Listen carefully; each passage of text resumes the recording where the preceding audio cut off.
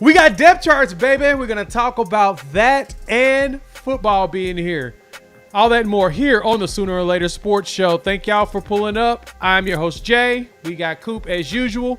Thanks for pulling up here on the YouTube channel and listening wherever podcasts are downloaded and listened to. While you're here, please wipe your feet, like, subscribe, rate, review, give us 5 stars. You don't think we deserve it, just give us 5 anyway.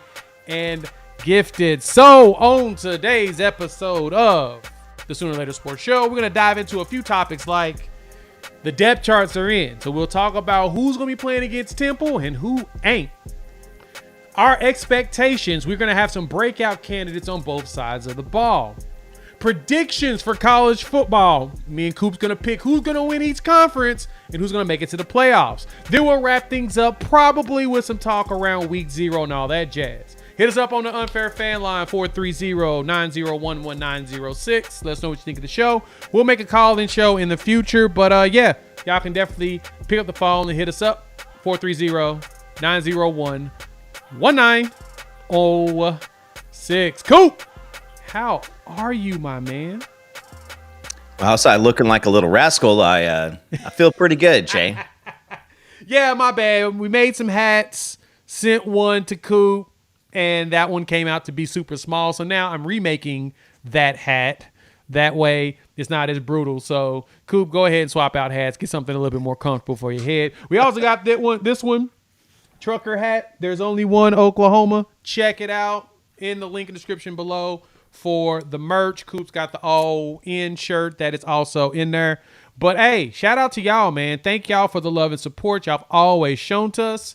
Thank y'all for jumping in the chat. We've got some Texas fans in here talking noise, which, you know, I appreciate y'all supporting and helping your boy out. You know, y'all control all day. Y'all know I ignore it, but at the same time, it's fun for y'all to go back and forth in the chatter. Coop, man, I am excited because we are now officially in college football season. Week 0 just passed. Again, we'll talk about that. It just feels good, man. The injection of those games, even though, you know, they were actually nail biters. Good. So we actually had good ones for week 0. Like, we don't get that very often, right? No, not at all. And I mean, I didn't stay up to 2 a.m. and watch the Hawaii game, but yeah, that wouldn't happen. I saw a few minutes of it, and then I was like, aloha, mahalo, I'm out. Yeah, I looked at it. I was like, you know, do I really want to do that to myself? And I was like, no, I really don't. I have no interest in actually doing that to myself. So I did not do that to myself. But at the same time, it looked like it was kind of cool, right? It looked like it was some good stuff overall. But shout out to college football. Shout out to you fans, man. I'm glad y'all are in here. I'm glad y'all pulled up.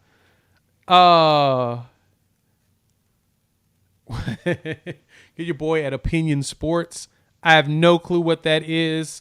Frightening, but we'll dig into that a little bit later. You know, drop me a link somewhere. But anyway, cool. We got to start off with the most important thing that we can talk about on today's video. Y'all know what that is, right?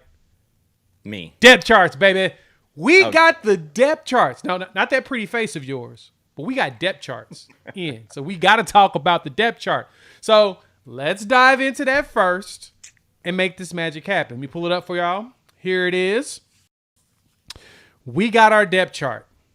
And this is for the Temple game. Now, let me preface this first. And then, Coop, we're gonna point out some things that are cool. Yeah, this is the Stutzman Bowman 2024. I am campaigning right now for the boys this season. There it is. Stutzman Bowman 2024. Check it out. We in this thing. Anyway, there's a lot of interesting decisions for this Temple game. Now, again, let me preface this first. This will not be the depth chart for Houston, most likely. Probably a good chance this won't be the depth chart for Tulane. And Tennessee's definitely going to be different. Keep that in mind. This is just first game of the season. Look. So, Coop, when I looked at this, Start on offense first. That offensive line, man, is interesting. That kind of jumped out to me. You got Michael Tarkin coming in at the left. Sexton moves into the guard. Big Hick, center. So it looks like Troy Everett is not healthy. He's not in the 3D. Fabici as well as Jake Taylor. So I was a little off on this lineup. Offensive side, what jumped out to you first? Nothing. That's exactly what I predicted. So I win this round. This round goes to me. No, it's I mean, what I see first and foremost is, there have been some comments recently by coaches gone pundit that really drew a lot of attention towards Oklahoma on the trenches. And this is just part A of why that's not an educated comment. I like the flexibility here. You bring in guys in the transfer portal because you bring them in because you think that they're going to give you an opportunity to add depth or to play and to help you at a position. And so right now you see Tarquin, who was on a record-setting offensive line at Florida 2 years ago. He went to Taibo Yoga strength and conditioning last year, struggled. Now he's came back, and Bill Bedenbaugh got a chance to work with him, and it's so you got him at left tackle, but Sexton at left guard just tells me a couple things. Number one, he's flexible. That positional flexibility is something that we continue to talk about, ad nauseum. But him being right in that, he knows the offense the best out of those guys, out of the starters, out of everybody in that depth chart. And so you get to put him next to Branson Hickman and help him see everything that he needs to see. Get him some training wheels against Temple, and let's not get it twisted. We're probably going to see every single one of these cats against Temple. They're going to play their entire roster. We're going to play ours. This is going to be a nice little dry run. So, but Fabici still looking at the 339. I mean, let's make sure that if he has an extra egg for breakfast that morning, he's hitting 340. And then you got Jake Taylor and Spencer Brown. I think that's still a competition that's going on for that right tackle spot, and they're both great attributes on both sides. A couple injuries have been worked through, and so again, as of August 25th, it says up in parentheses. I might say that 5 times during this, but I like this offensive line setup. Yeah, I'm pretty high on the offensive line look as well. It hit where I expected Sexton to be out there, and I like the fact that Heath is right behind Sexton. I don't mind Tarkin being the starter. Like you said, he was on a really good Florida team when he played and was healthy. So, but I like the fact, I think the Sexton piece, and Steven, dropped this on it, the concern there. I'm not, and this is why, right? I think that you put a Sexton there to help expedite the calls between tackle and center. Hickman is still new. He didn't come into the summer. Tarkin's been here since the spring. And Sexton's really good. I mean, he's 323. So he's not a little dude, right? You got a guy that's got size. The big thing now is, he can help with the calls on that side. Fabici, Waywu's going to be nasty, right? And I knew Jake Taylor was going to step up and take over that. I think he's going to be solid. And hearing words, Spencer Brown has been cooking. Yeah. Can't call it. Man's been cooking. Coop, another thing that jumped out to me here. Quarterback, a little bit of a shocker that they went ahead and put Hawkins ahead of Thompson, but I think Casey maybe still a little, recovering from that knee injury. So, fair. Wide receiver, man. Brennan Thompson going out there on the outside with Jalil Farouk and Deion Burks. I mean, it's an or, of course, for Brennan with Nick Anderson. As we know, Nick deals with he's been dealing with hamstring stuff for a bit.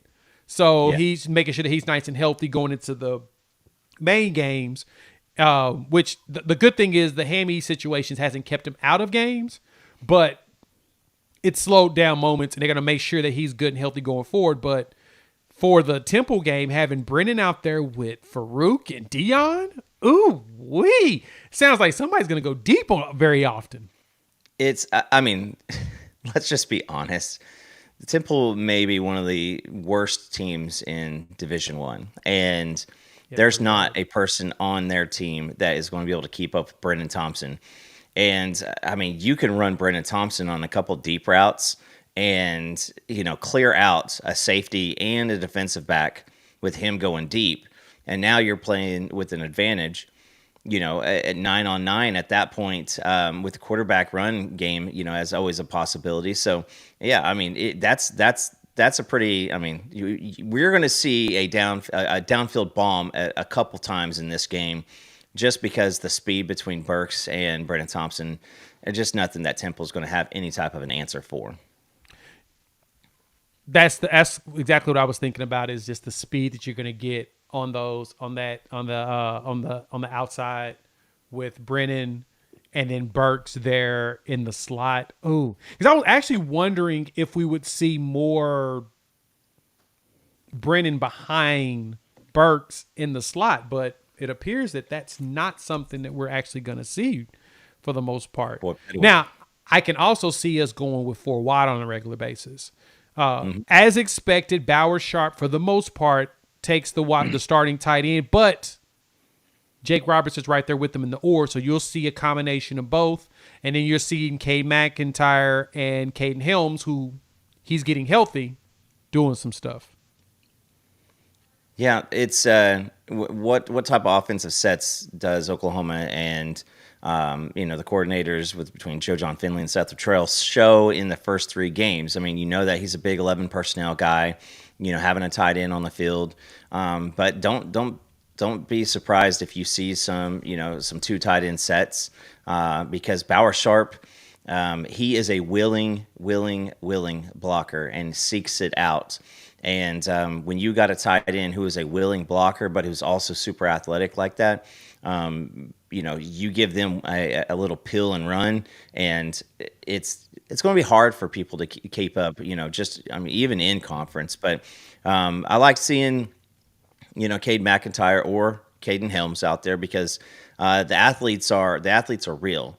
And that's really, really good, because, you still have, freshman 5-star, Devon Mitchell, who's not able to crack it yet. I mean, this guy should be starting his senior year in high school. And so, this, again, is as of August 25th. So that's number 2 that I've said it. But right now, you're going to reward what Cade McIntyre has put in for the past 2 years. And Caden Helms, is healthy. And he is a guy who was a matchup problem. But his abilities have never been in question outside of the availability. The best ability is availability. And it looks like Brendan's going to be ready for it. It looks like, this wide receiver room's going to be fun. Running backs, Gavin Sawchuk or Javante Barnes. So we got our 2-headed monster, baby. Yeah. What? Cool. Ain't this what we was excited about anyway, coming into this? Isn't this what we was hoping for? This is. And, hey, listen, from everything that I've seen, Javante he is really back. He is playing freely. He's getting out there, and he is making a one-cut decision, running downhill. So that's what you want to see. You absolutely want to see this, because you can't go into the SEC without 3 or 4 running backs available, because guys are going to get ankles, they're going to have shoulders, they're going to need breathers. And so with as much as I expect this team to run the ball, you got 5 guys out on here that you feel pretty comfortable with, because that's a lot of questions around Caleb Hicks this year. And so I'm pretty excited to see Sam Franklin up there, because in some of the practice films, we've seen Sam Franklin getting his butt handed to him by Coach Murray. And so, but Taylor Tatum, this guy is going to be special. He's only been on campus for a few months still. And because him being a baseball guy. So it's exciting to see those 5 guys. And I'm wondering, that's the depth chart. And I guess I'm not caught up on it. Like, if somebody's not on the depth chart at running back, is there a chance that you can still see X-Rob or Megwa? Or is this just what they're available to show? Yeah, I think it's more so limitation in characters. Okay. I think that we can go deeper than that if we need to. I sense that we probably will. I don't think we see much X-Rob this year at all. Nothing against him. I think the guys ahead of him, just knowing the playbook, they're probably going to be the ones that are going to push out there, save him for next year, and really get him going. But yeah, I think it's more so characters. So I expect to see a lot of running backs, even wide receivers, man. Like the slot, getting down to KJ, that was kind of interesting. And Jacob Jordan, interesting, right? Getting more of these slot dudes. I'm happy to hear that. So thank y'all, of course, for pulling up. Hit that like button, wipe your feet, new to the channel, subscribe, rate, review. We've got to dive into the defensive side of this depth chart because Coop, I'm pretty happy at some of the surprises that did populate on here. One that jumped out to me the most, Kanai. Even though BV told us this was going to happen, Kanai Walker getting basically the nod as your starting corner. What do you think about that? Size. I mean, late in the season, he was forced to play because of injury, and he had a couple shaky moments, but he also recovered very, very quickly. It didn't look like he made the same mistake twice, but 6'2", 206, that's size, Jay. You can't coach that. That's nothing that you can. There's no weight room activity that's going to make you 6'2". So I mean, that's a pretty glaring thing that you start out. Des Malone, who is just, I mean, he is, he's a throw away or a tall hat away from 6'1". So you throw a 6'2" guy, 6'1" guy out there, and you've got some size of the defensive back space, and those guys can move. Plus, they're 200 pounds plus. We heard about Woody's, potential to move around and play not only your left side, your right side, but playing nickel back, playing on the slot some. And this allows Woody those capabilities to do those things. But this is, these are the things that I was really, really excited about with some of that size at defensive back. Yeah, I'm with you on that portion of it. Then look here, right? Other side, Des Malone and Gentry, right? We know Gentry's been having the shoulder thing. He had surgery over the summer, so you got to make sure that he gets healthy and gets ready to mods, can y'all go ahead and mute Preston Gant? We need to go ahead and mute him for the rest of the show. He hasn't been sleeping, so he's he hasn't slept in a while, so that deliriousness needs to go ahead and just get him muted. But Gentry, you want to make sure he's healthy, especially when you get to the more important games, getting into conference play. But, I mean, at that size, you can't do it. But Des Malone, though, I've heard that he has definitely been propelling up. It's been getting better and better for him. One of the best zone guys we have. And we all know Jacoby Johnson was going to start making waves, and he's been making waves all camp. Love to see him making that jump. That's huge in the secondary, right? Peyton and Billy Bowman looking to probably be your main starters, with, of course, a lot of Robert Spears-Jennings rotation. And the best part about the safety room is what? Zach Alley likes to run a 3-safety high occasionally. Oh, man, game week. Love it. You got 6 safeties right there, Jay, that you just can't wait to see. Between Billy Bowman, Hardy, Powers, Bowen, Spears-Jennings, and Boganowski. I mean, I've said this 9 straight lives and podcasts in a row, but the safety room not only used to be just the most glaring weakness on this team, but I mean, it literally was. You might as well just not had anybody out there at times. Now you have 6 guys who can cook, and they are of all ages. You've got Billy Bowman, who is one of the leaders of the team, came back this year because he wanted to help usher this new era of Oklahoma football.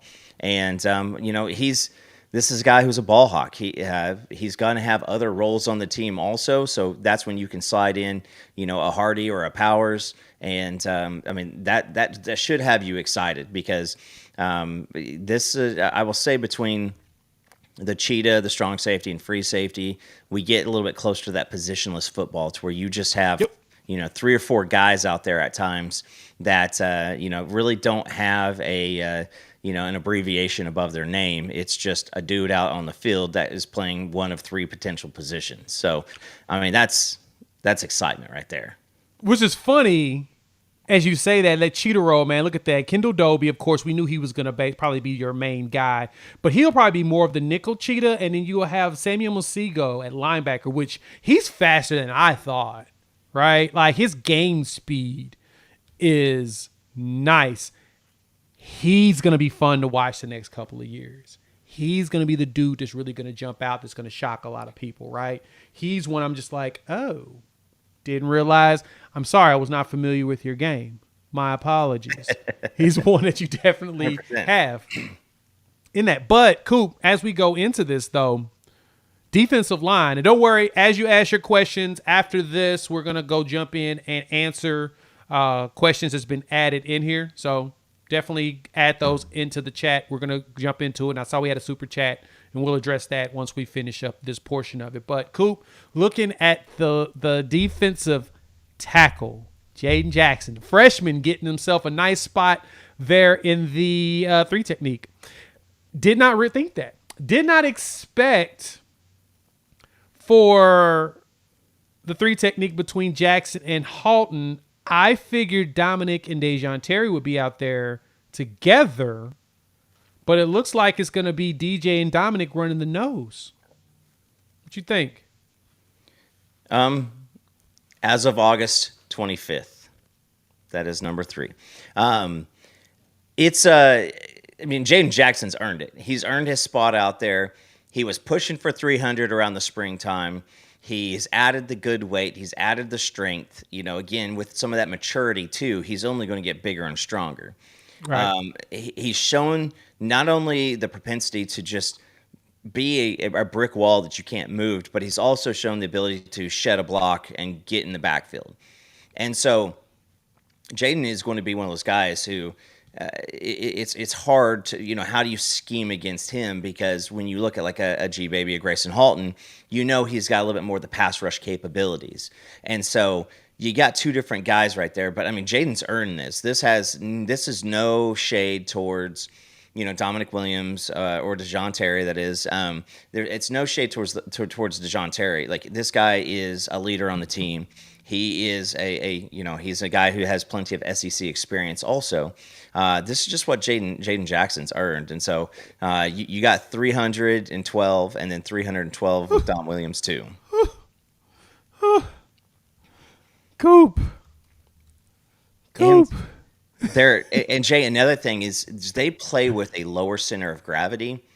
And so if this was a 6'4" guy at 312, that's a little lean. But at like a 6'1", 6'2" guy at 312, like that's something different. And you listen to Teddy Lehman talking about watching the practices, and it's and I use this analogy the other day. It's like, go outside and push up against your house. Like that's what these guys have been like. They don't look just physically overwhelming. Those and listen, Gabe and Teddy, they've said it multiple times. Like, there's guys you go out there and you get excited when you just look at them standing because you're like, that's a freaking athlete. These guys they're not going to overwhelm you, but then you're going to go out and be like, I'm just going to move this guy out the way, and you're like, well, maybe I won't be doing that because it's not working. And so I mean, that's your up the middle, and what does that do? That allows the linebackers and the cheetah to roam free and do what they need to do. That's true. That's very true there. All right. Edges. R. Mason Thomas on that right. Left, you got Ethan, which we knew Downs was going to, but Caden Woolard or with PJ Adebaware. Brought the veteran in there while the young pup is still learning techniques and getting out there. I know at some point your goal is to have just PJ just let him loose. Technique is still critical. And I see that we got Taylor Wine as well as Daniel Collier rotating around on that side with R. Mason. I am loving that a lot.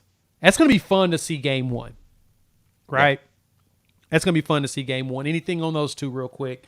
Then we'll do linebackers, and we're going to answer some questions, and then we'll give our breakout candidates. Yeah, Ethan Downs, you know what he is. And for our trolls in the chat, and I'm just not paying attention, so I just assume you're doing what you do. Ask your quarterback if they know who Ethan Downs is, because he looked down on them like God looks down on us all more than once. So Ethan Downs, this is his swan song. This is his last year. So I'm excited about that. We've heard an enormous amount of talk around Caden Willard. I mean, this is a guy who, he had, was it 9.5 sacks last year, Miami of Ohio. He's never played with a collection of talent around him, through high school or in, his first couple years in college like he has now. And this guy is got a hunger to him that has been just out of this world. PJ's nursing a little something. Nothing's going to keep him out, but you might see that just reflected in this piece. Well, our Mason Thomas, he's fully healthy, and this is a guy who we've been waiting for quite a long time to see, that burst and see that first step. He has caused, crazy amount of havoc, throughout plenty of camp. And so then you got down to Taylor Wine and Danny Okoye, to where now you've got redshirt freshmen, and these are guys who they're going to have kind of a 1 read, 2 read roles when they're playing, and it's if this happens, go get the quarterback. If this happens, peel off. And so a lot of folks are going to be excited to see some of that athleticism from the young pups. You know what I like seeing over here? A lot of these edges. You got Ethan as well. Ethan, Caden, as well as Taylor Wine, 265 plus, roughly 260 plus. Beautiful. Yeah. PJ's at 250 finally, because he can't keep weight on. He's just a lean dude that's just muscle. It's hard to keep like any weight. R. Mason, he's gonna be all about that speed, but Okoye at 245 now. Trace, it's gonna be fun with the size that we're putting out there. Linebacker, this was expected, right? Danny's going to lead the way at the mic, Will at Kip. But the fact that Lewis Carter is going to be rotating with them, as well as Deshaun McCullough, like you've got 3 dudes that you can just choose from with it, right? I know that McCullough was in a boot. Somebody posted a picture on that. He just needs a BV said he had a little toe situation. So I don't anticipate seeing him this game, but I expect seeing him between Tulane and Tennessee. So make sure he's good and healthy with that. But can it get in the oar with Kobe? Supposedly he's starting to figure it out, which is a good thing. Still going to take some time. But, we expected Danny and Kip, though. Kip's going to be a monster this season. Yeah, Kip, Lewis Carter, Kobe McKenzie. I mean, those are guys that you knew that this was going to be a year. Kobe's lost some LBs and he's came down a little bit more, but still showing out at 242. I mean, that just, hopefully you can see him run around freely. And this is now, his second year with good amount of playing time. Third year in the system. So you expect these linebackers again to be able to roam around free. It's just not fair if you're a Temple guy and it's, third quarter right after halftime and the 2 linebackers you have to deal with are Deshaun McCullough and Jaron Kanik. Like that's not very fair if you're a Temple kid. So, but you know what? They chose this game, they chose this plan, and they're getting $1 million plus for it. Kind of like safeties at University of Texas. Will it matter? Probably not. All right. We're going to answer some of these questions. Thank y'all for pulling up. Hit like button, new to the channel. Subscribe, wipe your feet. College football with Jonathan. What's going on, my man? Thank you for pulling up. No to that roll tide. We ain't about that life. Kidding, my man. But thank you for joining us. Richard, you're 100% correct. Defense will be a beast this year. 100%. Mike, thank you for the $4.99. We appreciate the love. Is there a fan base in the SEC that isn't underestimating Oklahoma? Absolutely not. That's just the game you got to play, Vanderbilt. man. Vanderbilt. Oh, yeah, probably. I think South Carolina, too. Probably South Carolina as well. They got questions about their team like crazy. So, we got probably 2 at most, right? It is what it is. We'll be fine. But I thank you for that. We'll make it happen. And you had another one with another 199. Thank you. Keltner is better than Schmidt. Yeah, if you look at the kickers, you see Keltner or Schmidt. So they're both going to play. I know that Schmidt's going to be the kickoff guy. And Keltner, the problem with kickers, and I'm going to be honest, your biggest problem with kickers is they are typically always good in practice. I mean, Teddy and Gabe were talking about how Schmidt was hitting 55, almost 60-yarders, no problem. It's going to be all about the game. So we'll see if Keltner's got that clutch gene that you would normally see in the video game and see how that goes, right? Sorry, Clara Chelifu. We'll take it. Any new wrinkles in our offense? Yes. Seth Luttrell's offense will have a lot of new wrinkles. Ain't nothing I can disclose, though. You'll see it. A start of it in Temple, right? I think the biggest thing, if anything, you'll see the tight end used more. I think that's probably the one thing we can say. The other wrinkle probably is going to be 2 running back sets, possibly. Yep, that's what I was going to say. I know Luttrell does that, right? I think that's probably the biggest thing there. Here's a good question from Ron. He's asking about what happened to DB from Tulsa Union, Jaden Rowe. He's still there. He's all 6'2" of his body's there. He's dealt with a lot of injuries. So it's one of those, my man just got to be healthy. But he's there. And when I saw him in the spring game, he looks good. He said he's feeling good. So yeah, track guy, I think he'll be fine. Go ahead, Coop. I mean, from some of the notes, on Jaden Rowe is the availability is a big piece. But another one is just his capability to strain and to want it. And, he's a guy who has a size of a safety. He's got the speed of a defensive back. But, when you're playing defensive back at this level, size and or speed can't be your only tool. You gotta be able to have great footwork. You gotta have at least some good instinct on that. And we will see Jaden Rowe early in the season, so don't worry about that. I mean, he's a guy that once he gets on the field, he's massive. He has 6'2", 215, 220 pounds, somewhere in that range. There's only so many characters on this space, on this depth chart that you have an opportunity to write. And, a lot of this is the ability to reward everybody throughout camp. So you'll get a chance to see Jaden Rowe again. He's one that we would all love to see because it just adds more size and more capability and more competitive depth. At each one of these positions. I'm gonna fight you if you keep making me drink. Getting old, it's okay. Yeah, I know my bladders can't handle all of this no more. Too old for that. Seth, thank you so much for the $5. If you can bring back one former player on offense and defense for this season, only who? Whew.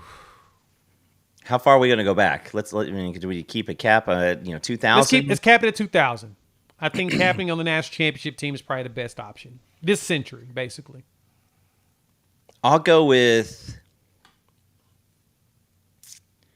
an edge player, and Dan Cody. You want a defensive end that is got a little mixture, size, strength, craziness. Dan Cody is a guy that I think I would bring back. I feel like I'm pretty confident everywhere that I think that the capabilities to be one of the next Sooner greats is up and down this depth chart. Even at the edge spot. But Dan Cody is just one of my favorites. I think on offense, Jermaine Gresham. He's just a game changer. And in the college ranks, I think he got misdrafted. But, injuries became a deal. But, in college, that guy just all he knew how to do was to get in the end zone. If I'm bringing one back, it's hard because there's so many good ones, especially today in the NFL. Yeah. But let me get Lane Johnson back. I don't care where he plays. Put Lane somewhere on the line. I don't care. They adds an additional veteran presence. Boom. Because I was going to say Creed, but nah. Give me Lane. I need somebody who can play guards and tackle. Just put anybody out there, right? Defensively, Gerald McCoy. Period. Right? I was thinking Tommy, but I think I'd rather have the versatility of Gerald today. Just for the way this team is built. Right? I think that built-wise is probably better for me. UT for life. What's good, bro? You've been pretty good in the chat. You're not delusional. I can tell you keep up with things. I thought Kanik was the truth. Is it more talent or has he slipped? Just curious. Kanik is still learning linebacker. He didn't play linebacker in high school. He was a safety and a running back and a quarterback and an H-back and every back, cornerback. Mm-hmm. Yeah, he did everything. So he's still learning the linebacker spot. I think this is the year it's probably going to click for him. And I think it'd be fine because he's fast. The big thing with someone that's really fast is they're either running really fast to a good spot or they're running really fast to their mistake. Yeah. And it's he has the capability of doing the right thing often, but it was, Brent Venables' defense is the toughest on linebackers. Like you have to be in the right place for the Brent Venables defense to work correctly. So, the opening series against Texas this past year where Gentry picked the ball off, that really wasn't so much a great play by Gentry as it was by Kanik sinking back in the zone and taking away the slant. So it made Quinn double pump. And when he double pumped, that's when Gentry was able to jump in front of it because he knew exactly what was happening at that point. So, again, Kanik is a guy who a lot of people had excitement for when he first came in because we hadn't had a linebacker recruit of that capability at that point, and he was heading towards Clemson. It's just a deal to where he needs to be a little bit more cerebral, and guys like Lewis Carter, Deshaun McCullough, those guys, had played more of those positions, and throughout their lives. Agreed on that one. Ron, sorry, but Jackson at DT is a sign of weakness, or is he really that good? I'm going to just tell you this. Based upon all the reports from the former defensive players, dude is that good. Period. He just walked. That's why Texas wanted him so bad. And why we went after him hardcore with David Stone. Because Stone raved about him in high school as the dude that was one of the reasons why he was being able to be so great, because Jaden does a good job of not only eating up blocks, but he can shed those. So you can double him. He's fine with that. He's probably going to find a way to get in between them. That's how good JJ is. So I'm sensing that they're like, look, we're going to throw you in there and just run through him. Go. That's really it. He's learned. We talk about it, after the spring game. There was a series in the spring game to where Jaden, went for a move. He got eaten up by the offensive line. He turned around, had a conversation with Bates. Bates went through some instruction. About 3-4 plays later, the same situation happened. Jackson took that, applied it, and destroyed the offensive lineman and tackled the running back 4 yards in the backfield. So he's a very, very smart guy, but he also has the strength. Whereas I think David Stone is still working on some of that strength. He's very quiet, very fast, very quick, very athletic, but he needs to add a little bit more of the strength to get where Jaden Jackson is. It's just how that line is. All right. Thank y'all pulling up. Hit the like button. New to the channel, subscribe, rate, review, give us 5. We've got more questions in here, and we'll jump in them for just a second. Coop, you know what we got to do. We got to lay hands on any type of predictions. And Truth, I saw your question around scores. We're going to give that at the end, especially once we do predictions or whatnot. Conferences. Coop, told you, hit Coop up. I said, hey, man, I need you to give me your conference champions, and we're going to ride it that way. So, Coop, let's start off with the first conference,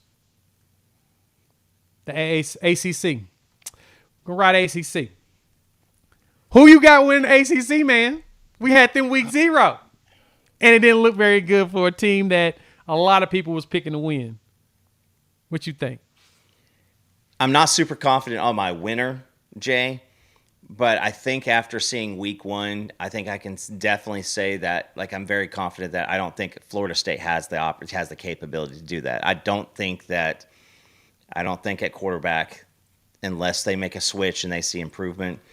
So I was going to ride the week zero overreaction and try to blow everybody's minds and pick Georgia Tech, but I'm not going to do that. You're not? I picked Clemson. Oh, okay. And I think that I had to pick somebody at this point. I'm not sold on Miami. I'm not sold on who they are and what they do. I have had SMU as a little bit of a dark horse. They turned it on when they had to at the end of the game the other night. And anytime that you listen, quarterback controversies are bad things. Anytime that you're throwing out multiple dudes out there, I don't care what it is. It affects the team. It affects how you play. So I got to go with Clemson. I think that maybe the second year in the TBOE, as the offensive coordinator, maybe you see a little bit more. I think that PG kind of swung me on their wide receivers. A little bit more depth, a little bit more health out there this year. But I can say this, that there's going to be a lot of shakeup in the ACC if that doesn't happen, because I think that the ACC is going to struggle for relevance if they can't produce a dominant team in that conference this year. It's true. So you picked Clemson, man. It's funny because when I was going through a lot of it, I'm like, all right, there's no excuse for Florida State not to really run through this. And it looked like Florida State gave a great excuse for them not to run through this. Who do you have Clemson playing for the championship game? NC State. Wow. Did not have that on my bingo card. I think NC State just is one of those teams that, like, they struggle with big boys. They're ranked 24th, I think. Yeah. Yep. Ranked 24th right now. NC State's always been super Texas Tech of the East Coast for the longest time. But they've kind of switched that and gone to a little bit more instead of the run and gun and the offensively based team. They now have complementary football that they play, and I don't know. Like I said, I don't know if I buy Miami. I think that 19 by them is a little bit more hype and hope than actual substance. But I'm gonna go with Clemson and NC State in the championship. You could potentially see. I mean, if Georgia Tech really is real, you might be able to see them up there too. But is that just you're playing in Ireland and everything's against you and you showed out? Or are they something? It's wild that, I mean, first off, the comparison is really good for NC State. It's just wild that you picked them. Now, granted, their schedule is very favorable for them to get there. They have a very favorable schedule. So it makes sense to go that direction. I'm going to go ahead and toss a little shocker out there for everybody. I think that the ACC championship game will probably be... No. I actually think that because of this upset, you're going to have Virginia Tech take on...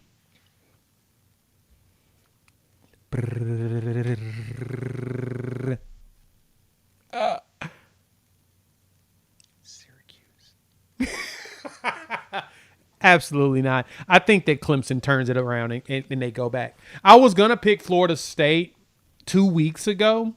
Yeah.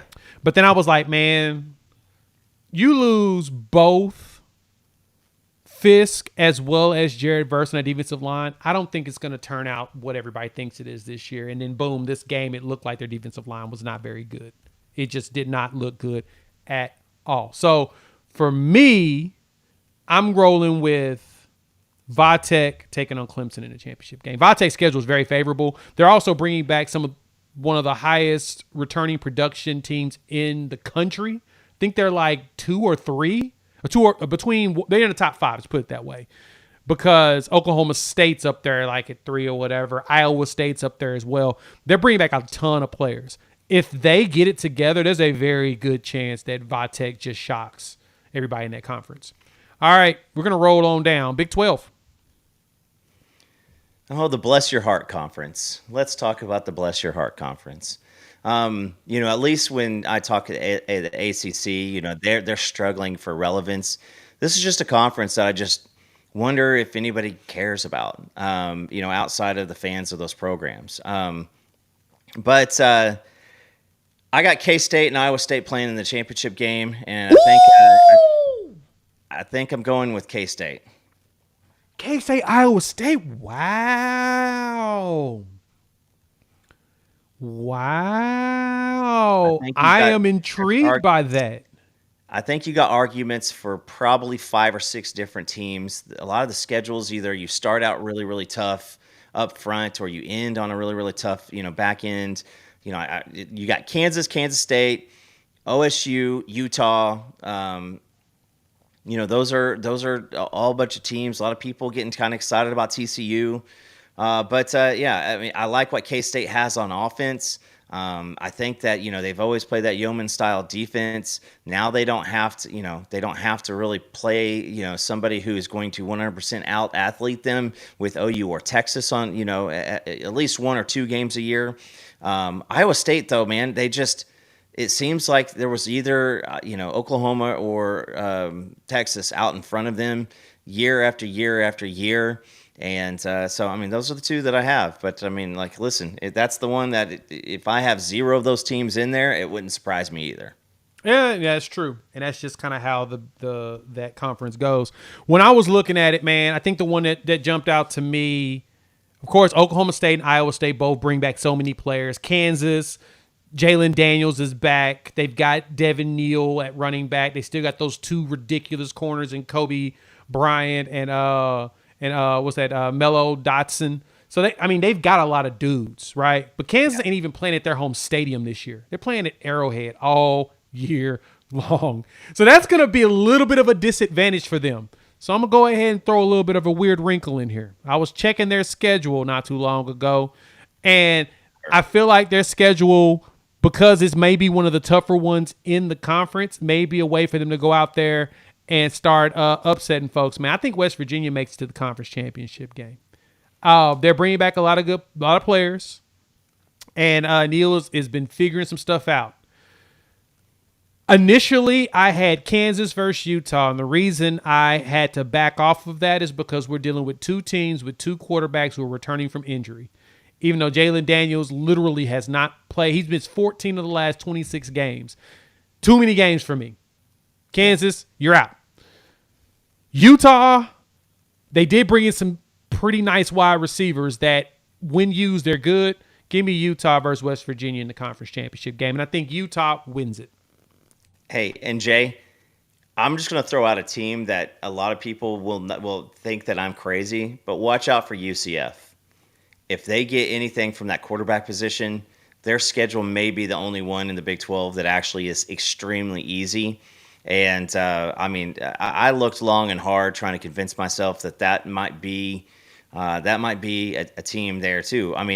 What's funny, Jay, neither of us said Arizona State, nope, Baylor, Cincinnati, or Colorado. Or even Arizona. I think Colorado's going to end up winning like 9 games this year. I think they're the reason that K-State doesn't go, because I think they beat them in a shocker. I think that's the game that shocks everybody, is that Colorado figures it out in that game. Arizona, I have them a lot higher than most, but I don't think Arizona ends up closing that game out. I think for them, the biggest problem is going to be winning enough games to make that happen, right? But I do think that Colorado's going to be I don't think Colorado makes the conference championship, though. They go bowling, but they don't make the conference championship. I don't think they're good enough on both sides of the ball to do it. I think Shedeur is going to be fine. Wide receivers are stupid good. I don't know what their running backs look like yet. So we'll see what that turns out to be. Next one. And somebody asking here, there was a question I saw that I need to go ahead and point out. West Virginia is very much a hot take. I am very intrigued with them or whatnot. And Jacob, you asked this question: why is Kansas playing at Arrowhead? They're doing $448 million renovation on their stadium because of just how well Lance Leipold has done over the last couple years. Yep. But they're doing it now. It's not going to be done before the season starts. So they're out. They're out until next season. Hey, they'll be playing in Kansas City. If you've ever gone to, that's where I went my freshman year in college, was Kansas. That stadium, I've been there. There's some lower end Oklahoma high school football teams that have better stadiums than they have. And most Texas high school football stadiums just dust them. I mean, the Melissa Stadium, Kansas would kill people to get that stadium. So, it's about the same. I would love to see, Kansas really, continue their rise. It's all on the literal back of Mr. Daniels. And how does that hold up? Yeah, it's going to be, I'm here for them bowling, for Colorado bowling. Everybody's asking about Prime. I think they're going to do a lot better than people expect. I think they knock off Nebraska. I think Nebraska's 1 year away. I think Nebraska does good in conference. I think early in the season, Riola's not ready for it. But then as the season progresses, he gets better and better and better. I think that Dylan Raiola is going to be really good long term. Which now, Big Ten. The Big Ten conversation, Coop. Who you got in the Big Ten? I don't see how it's not Oregon versus Ohio State. Me either. Listen, I tried with Penn State. Penn State is allergic to quarterback play. They've got most of the rest of the team pretty much figured out. Iowa, I know that they're going to have some more capability on offense this year, but and a good defense. But they lost a lot of production off that defense. Yep. And anytime that they played anybody with a heartbeat, they got their asses handed to them pretty well at that too. So I got Oregon winning. I think that if you had one or two more teams in the Big Ten that were really, Michigan, I think that they're going to be a one-trick pony. They're going to play really, really good defense. They're going to be able to run the ball very, very, very well. The Chicago Bears of the Big Ten. So I just don't think that they've got it. I think they're going to lose probably 2 or 3 games. I got Oregon winning. I still have yet, and again, this is I'm talking out of both sides of my mouth here, but we've still yet to see the mercenary teams do anything. And when you are Ohio State and you bring in a lot of guys on strictly NIL deals, Ryan Day is putting absolutely everything into this year because he has to beat Michigan. I don't care what his year looks like. If they lose to Michigan, dude may find himself looking for a job. But he has it's going to be Ohio State and Oregon, and I think Oregon, I feel pretty comfortable with them being the winner. Ooh, spicy. So, all fair, in love and war and everything. Nebraska has a very favorable schedule for them. I think they got 2 losses here that I know. I think they're going to lose at Ohio State. I think they lose at USC. I think they can beat Iowa because I don't think Iowa's going to have an offense. Nebraska has a very good chance to walk up in this season with all these teams that they're playing against and go like 9-3. They have 9 wins on their schedule. When I look through it, they have 9 wins. They do. I don't think Colorado's one of them, though. I think Colorado comes to town and beats their butt. Just because it's Dylan Raiola's second game as a starter at the collegiate level. I just don't think he'll be ready for that portion of it, right? Their defense is going to be solid, and it's getting a little bit deeper, but I don't know if they're going to be as deep as Colorado is offensively. But when I looked at this conference, man, look, I'm going chalk too, man. I've got Ohio State, Oregon for the championship, and Ohio State wins it. I think Ohio State gets over the hump, beats Michigan for the first time in 3 tries, right? I think they go ahead and get that dub. They need it desperately so that Ryan Day doesn't get fired. I would like Ryan Day to not get fired because it'd be crazy for them to not get fired. But yeah, I do think that they actually end up, I think there's a very good chance that we see a solid win season from them. All right. Our conference. SC. We're not gonna do the Pac-2. No.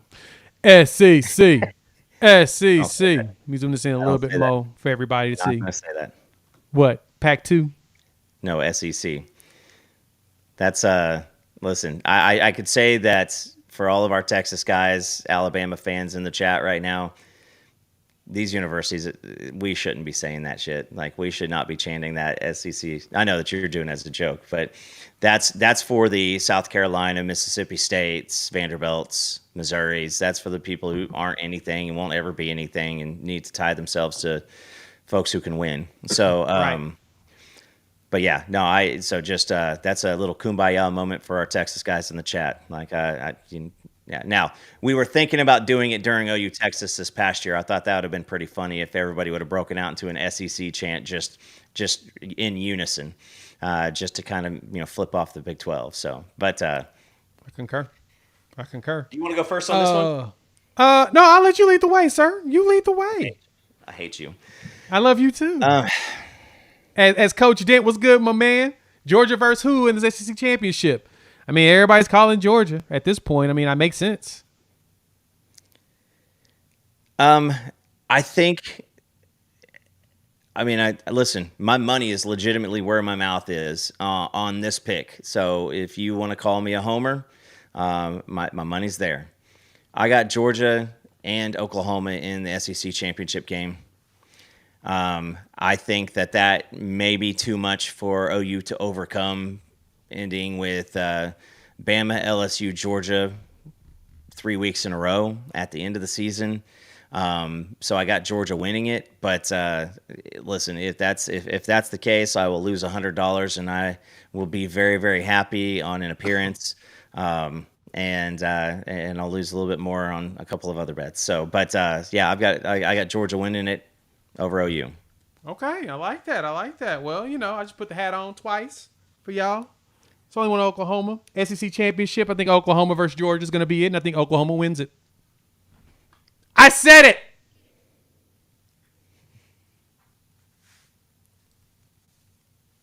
it. That's my homer take. I'm thinking Oklahoma versus Georgia in SEC championship. I think our defense is what leads us throughout this conference this year.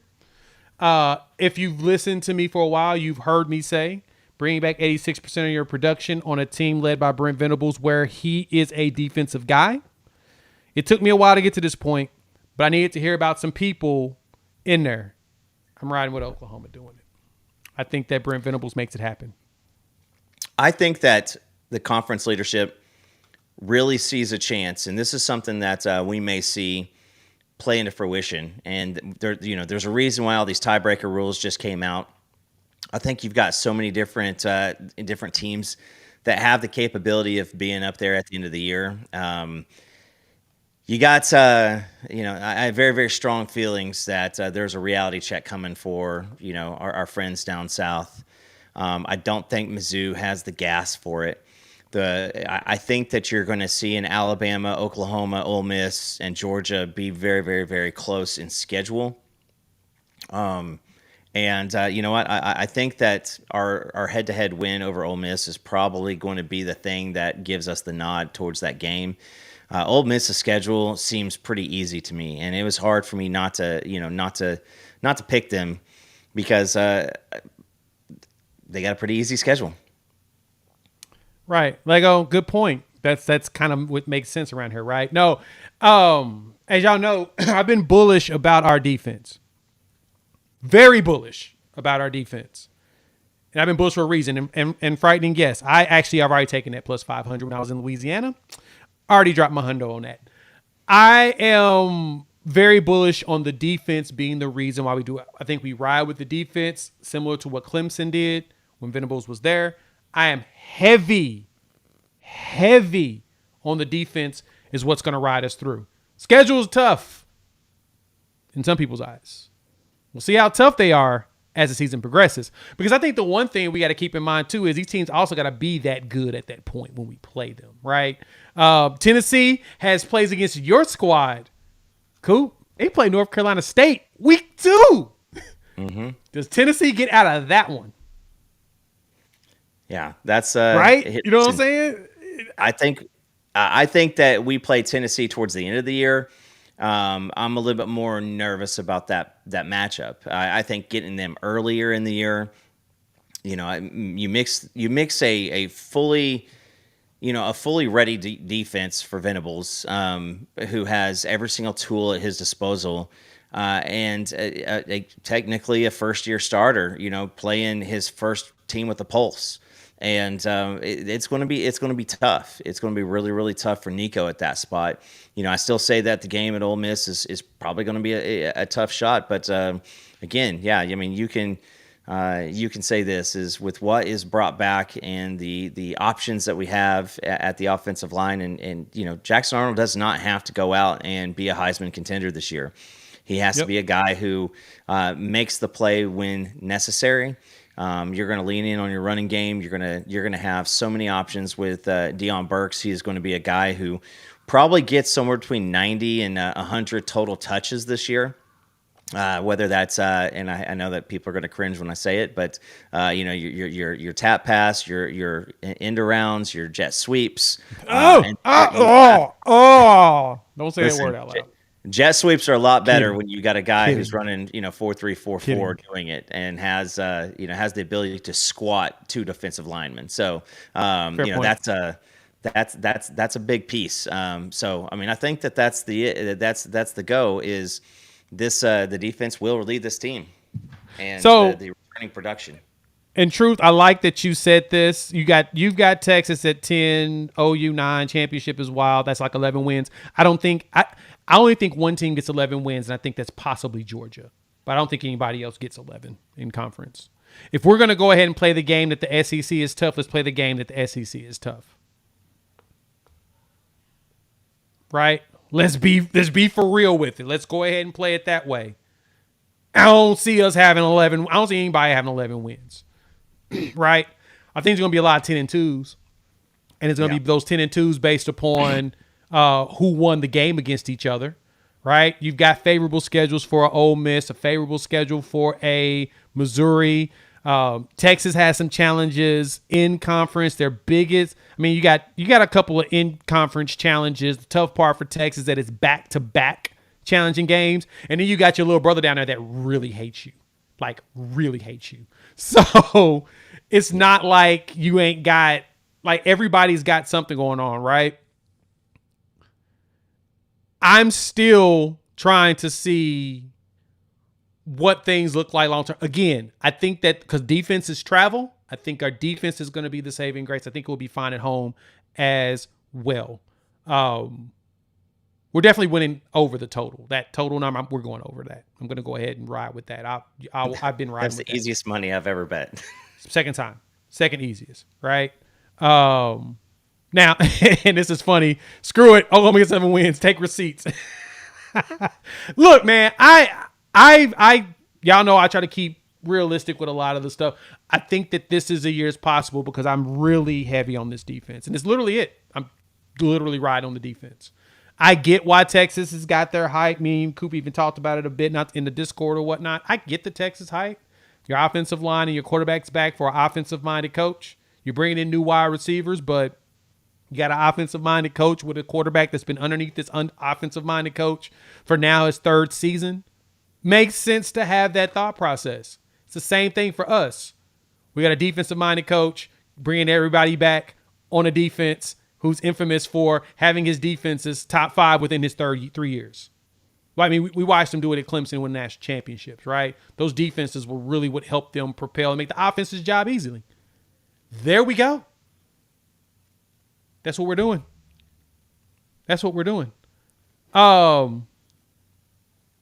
Experience, truth. That's how. Experience. Like, we were giving up yards. We weren't giving up points. Like, that's the funny thing about it is that everybody thinks that, you're not able to. We were stopping teams from scoring until like the last 2 games. We let 3 teams all season score 30 points on us. 3. Hey, and I mean, I'm just saying this is as a Texas fan, answer the question how you guys had a worse pass defense than we did. and you lost everything up the middle that helped you out on the run side. So, and you lose everything from a skill position set. You're super thin. You're holding tryouts at running back.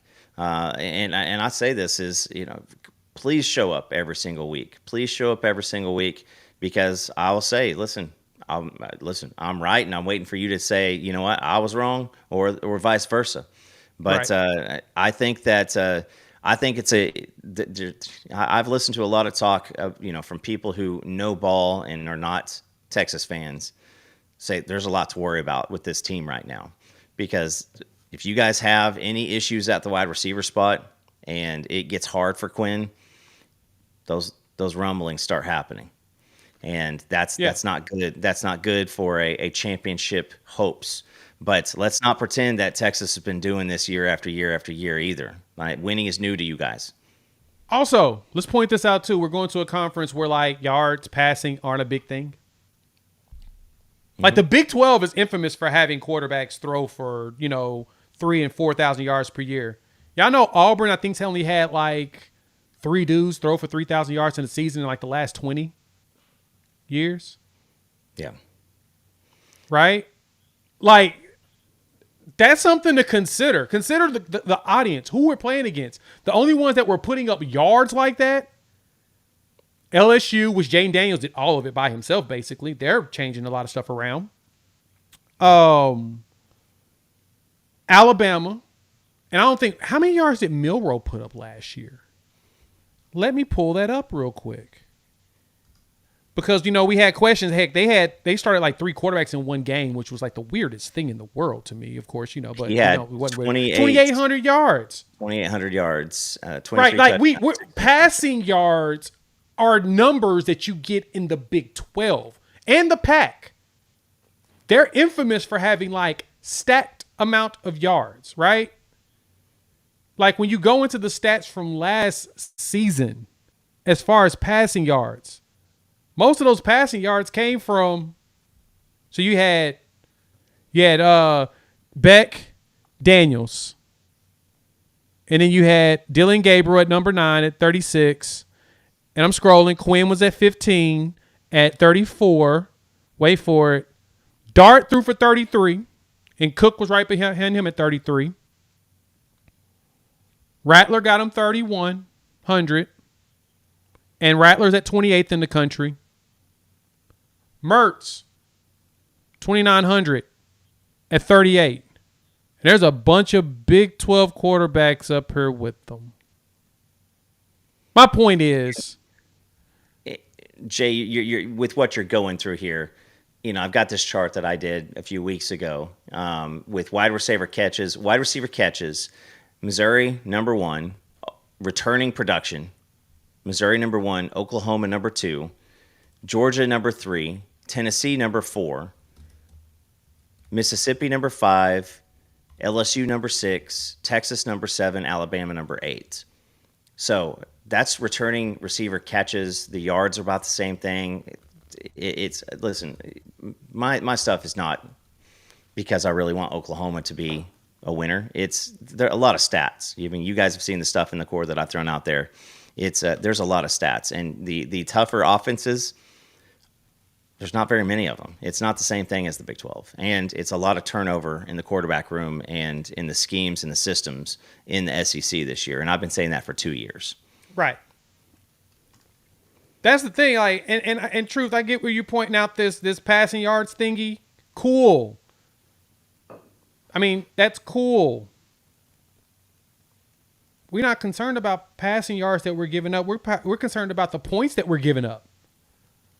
You have 3 deep. Even honestly, in BV's defense, is one thing he's kind of been infamous for is that they'll give up some yards 20 to 20, but they can give you nothing from the 20 on.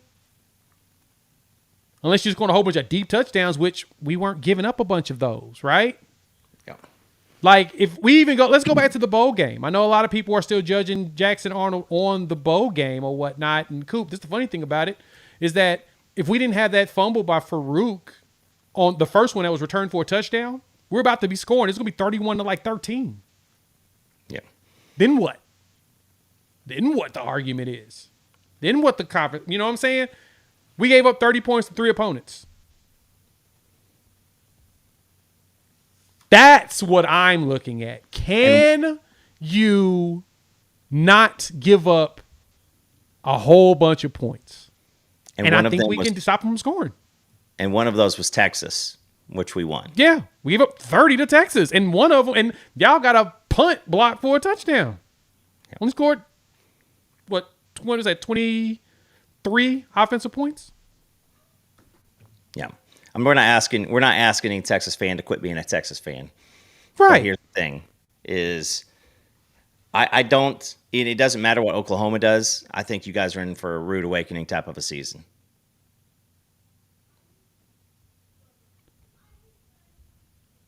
Oh yeah, and truth, you're right. We also gave up like the least amount of rushing touchdowns too. Like my point is the numbers themselves tell you we weren't giving up a bunch of scores in the games. I mean, we were also scoring points. Like that's something I know we're gonna do, right? This offense is built for that, and I get what you're saying.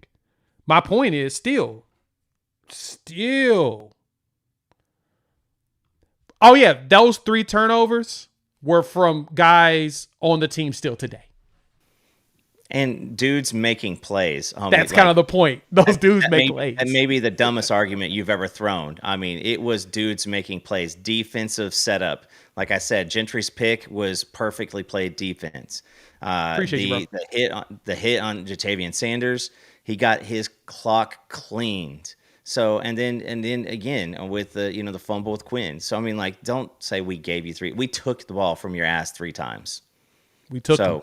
That's what's going to make it fun. That's the fun part. Like you said, Coop perfectly put out. What's going to make it fun is that there's so many variables that can go into this that could be, the game changers of what happens. Okay, let's wrap it up. Let's get up out of here. We're arguing back and forth on this. Breakout players. Each side of the ball. All right. On defense. Offense, who you got, Coop? Offense. Defense? Okay. Start defense? Go start defense. Start defense. Hey, go ahead. Start defense. I like defense. Put my campaign hat on. You're taking away freshmen and transfers. So freshmen and transfers are gone. You can only do. Yeah. You're taking my sting, but that's okay because it's still fun. I was going to go with Lewis Carter because that was before the depth chart dropped. I thought that was a guy who was going to have the rise. He was somebody before he committed to Oklahoma. I was giving him his nickname, but I think that he is going to be splitting a lot of time, and so that gives me the opportunity to go Peyton Bowen. I think Peyton Bowen is my breakout guy, and I don't really know if you can say a 5-star safety was a breakout guy, but I think on defense is the fact that he's going to be returning punts. But now he has the speed of the game has slowed down excessively for him. You're seeing him making freakish, interceptions up over 6'5", folks in spring fall camp. So I'm going Peyton Bowen. Ooh, you punk. That's good though. That's very good. Why am I out of focus? I don't know why I moved out of focus. That was weird. I'm out of focus now. I have no clue why. Camera's got ADHD. It's probably because I moved up too much. Anyway, whatever. It's going to say, there you go. It came back. Defense. I think it's going to be R. Mason Thomas.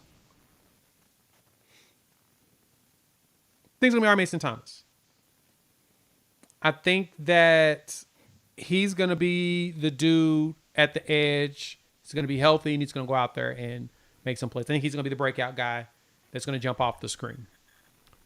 Offensively, who you got?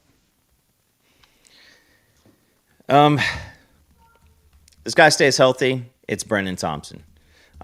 He's now older. He's got some strength to him. I think that the ability for the play for, you're going to have.